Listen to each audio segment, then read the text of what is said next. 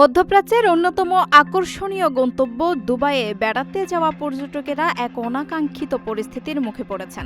বিলাসবহুল হোটেলের আরামদায়ক কক্ষ ছেড়ে তাদের এখন আশ্রয় নিতে হয়েছে ভবনের অন্ধকার বেসমেন্টে।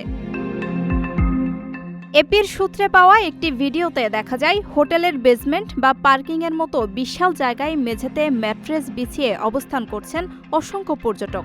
সেখানে কেউ শুয়ে বিশ্রাম নিচ্ছেন, কেউ বা বসে আছেন। মূলত পর্যটকদের নিরাপত্তার স্বার্থেই তাদের বিলাসবহুল রুম থেকে সরিয়ে বেসমেন্টে নিয়ে আসা হয়েছে।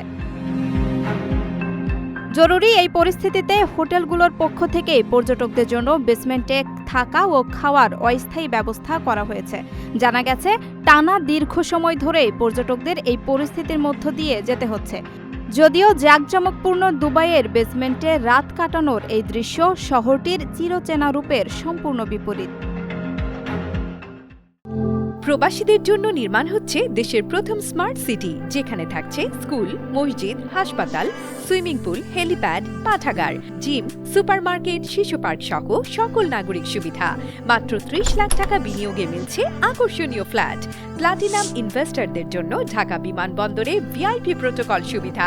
বিস্তারিত জানতে যোগাযোগ করুন স্ক্রিনে দেয়া হোয়াটসঅ্যাপ অথবা ইমো নাম্বারে।